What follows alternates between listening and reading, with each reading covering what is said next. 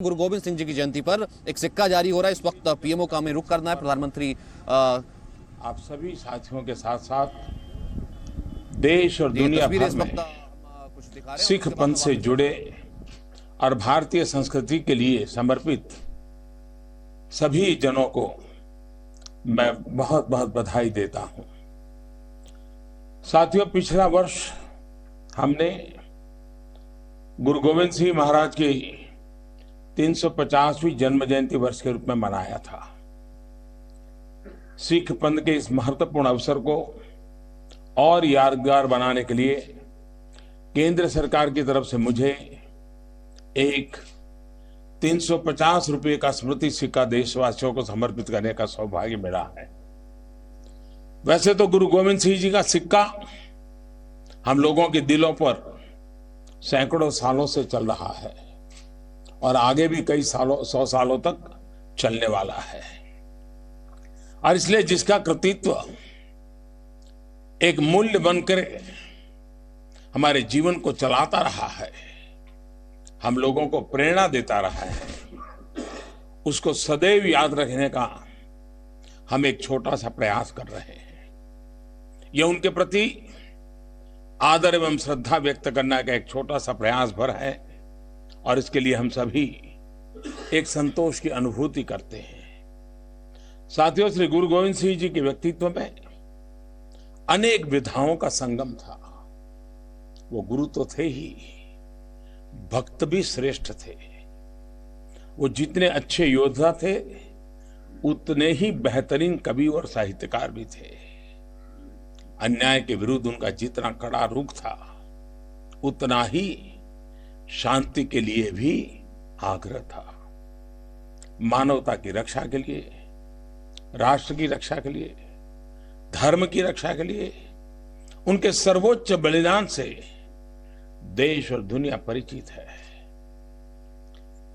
इन पुत्रन के कारण वार दिए सुत चार, चार मुए तो क्या हुआ, जीवित कई हजार।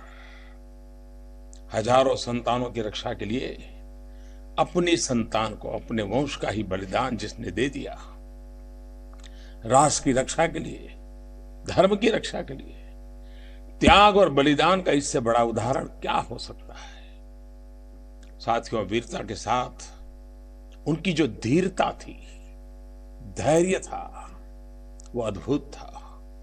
वे संघर्ष करते थे लेकिन त्याग की पराकाष्ठा अभूतपूर्व थी।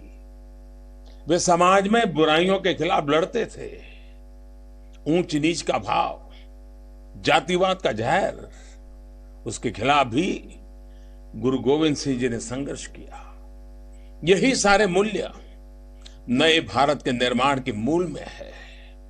साथियों, गुरु साहब ने ज्ञान को केंद्र में रखते हुए गुरु ग्रंथ साहिब के हर शब्द को जीवन मंत्र माना।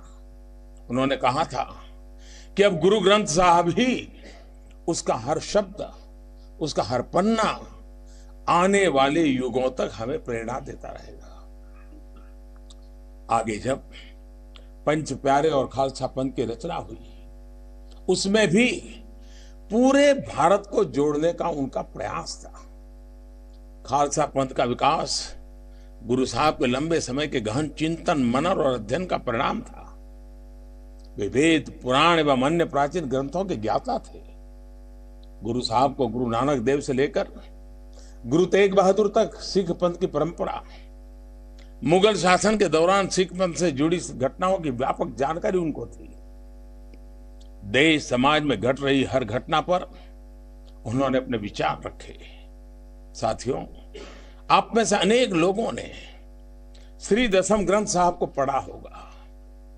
भाषा और साहित्य पर जो पकड़ उनकी रही वह अद्भुत है। जीवन के हर रस का व्याख्यान इस प्रकार से किया गया है कि सामान्य से सामान्य व्यक्ति को छू जाता है। अलंकार हो, पद शैली हो, छंद हो, प्रवाह हो, मंत्र मुग्ध करने वाला है। भारतीय भाषाओं को लेकर उनकी जानकारी और उनका मोह अतुलनीय था। साथियों, गुरु गोविंद सिंह जी का काव्य भारतीय संस्कृति के ताने बाने हमारे जीवन दर्शन की सरल अभिव्यक्ति है। जैसा उनका व्यक्तित्व बहुआयामी था, वैसा ही उनका काव्य भी अनेक और विविध विषयों को समाहित किए हुए है। साहित्य के कई जानकार तो उनको साहित्यकारों के प्रेरक और पोषक भी मानते हैं। साथियों, किसी भी देश की संस्कृति उसकी महिमा को उज्जवल करती है, निखारती है। ऐसे में संस्कृति को समृद्ध करना और उसका प्रचार प्रसार करना हमेशा से दुनिया की शक्तिशाली सभ्यताओं की प्राथमिकताओं में रहा है। यही कोशिश बीते 4.5 वर्षों से हमारी सरकार कर रही है। भारत के पास जो सांस्कृतिक और ज्ञान की विरासत है, उसको दुनिया के चप्पे चप्पे तक पहुंचाने का व्यापक प्रयास किया जा रहा है। योग से लेकर आयुर्वेद तक अपनी प्रतिष्ठा को पुनः प्रस्थापित करने में देश सफल हुआ है। ये काम निरंतर जारी है। साथियों, वैश्विक आरोग्य, समृद्धि और शांति को लेकर हमारे ऋषियों, मनुष्यों और गुरुओं ने जो संदेश दिया, उस संदेश से दुनिया लाभान्वित हो, इसका प्रयास किया जा रहा है। गुरु गोविंद सिंह जी का 350वां प्रकाश पर्व तो हमने मनाया ही। अब गुरु नानक देव जी की 550वीं जन्म जयंती के समारोह की तैयारियां भी चल रही है। यह हमारी सरकार का सौभाग्य है। पूरे विश्व भर में हमारी एम्बेसी में भी इस समारोह का आयोजन होगा।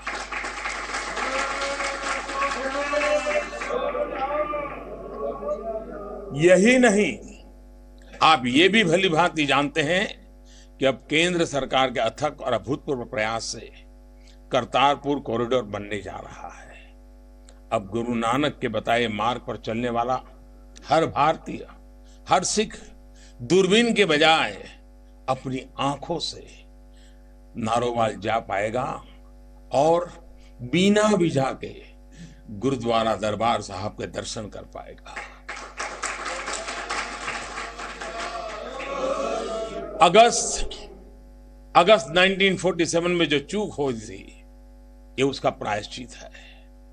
हमारे गुरु का सबसे महत्वपूर्ण स्थल सिर्फ कुछ ही किलोमीटर से दूर था, लेकिन उसे भी अपने साथ नहीं लिया गया। ये कॉरिडोर उस नुकसान को कम करने का एक प्रामाणिक प्रयास है। साथियों, गुरु गोविंद सिंह जी हो या फिर गुरु नानक देव जी, हमारे हर गुरु ने न्याय के साथ खड़े होने का सबक दिया है।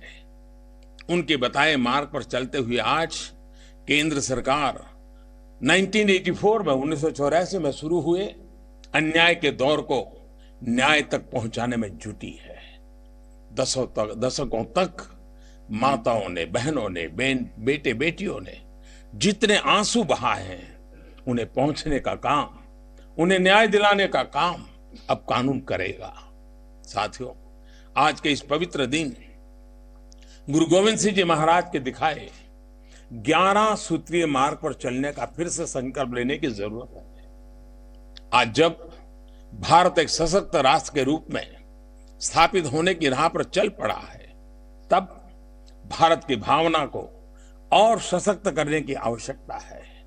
मुझे विश्वास है कि हम सभी गुरु जी के बताए मार्ग से नए भारत के अपने संकल्प को और मजबूत करेंगे। एक बार फिर आप सभी को प्रकाश पर्व की बधाई। आपके लिए नया साल ढेरों खुशियां लेकर के आए, इसी कामना के साथ जो बोले सो निहाल, सत श्री अकाल। तो ये आपने देखा, इस वक्त हम तस्वीरें देख रहे थे जो कि प्रधानमंत्री के घर से आ रही थी, जहां पर गुरु गोविंद सिंह जी की जयंती पर एक सिक्का लॉन्च किया गया है। और अपने भाषण में उन्होंने कहा कि जिस तरीके से धर्म की रक्षा के लिए उन्होंने पालन किया, वो न केवल सिखों के लिए बल्कि पूरे भारतवर्ष के लिए, वो पूरे भारतवर्ष के गुरु हैं।